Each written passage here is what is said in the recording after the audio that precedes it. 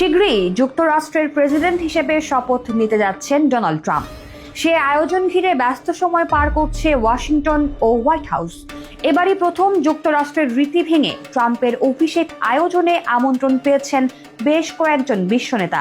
আর্জেন্টিনার president Javier মিলেই, ইতালির প্রধানমন্ত্রী জর্জিয়া মেলোনি, এল সালভাদরের প্রেসিডেন্ট নাইব বুকেলে, ব্রাজিলের সাবেক প্রেসিডেন্ট জেয়ার বলসোনারো এবং চীনের প্রেসিডেন্ট শি জিনপিংকে নিমন্ত্রণ করেছেন ট্রাম্প নিজেই। তবে তালিকায় নাম নেই ট্রাম্পের কাছের মানুষ ভারতের প্রধানমন্ত্রী নরেন্দ্র মোদীর।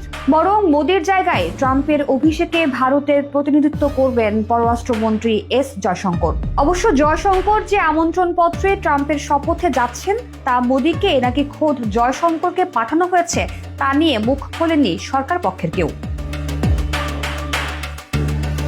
ভারতে যুক্তরাষ্ট্রের অ্যাম্বাসেডর এরিক গারসেত্তি জানান, শপথে কারা আমন্ত্রণ পেয়েছেন সে তালিকা তিনি দেখেননি। শপথে কারা যাচ্ছেন সেটি বড় ইস্যু নয় উল্লেখ করে তিনি জানান, খুব শীঘ্রই প্রধানমন্ত্রী মোদীর সঙ্গে দ্বিপাক্ষীয় বৈঠক করবেন ট্রাম্প। এছাড়া এবছর কোয়াড সম্মেলন আয়োজন করবে ভারত, কাজেই এবছরই ভারত সফর করতে যাচ্ছেন ট্রাম্প।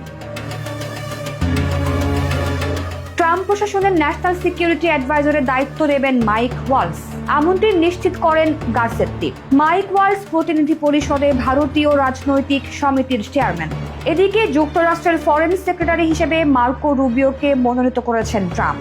রুবিও ভারত যুক্তরাষ্ট্র সামরিক কৌশলগত সম্পর্ককে গভীর করার আইন উত্থাপন করেছিলেন। তাকে ভারত ঘেঁষা যুক্তরাষ্ট্রের কর্মকর্তা হিসেবে উল্লেখ করা হয়।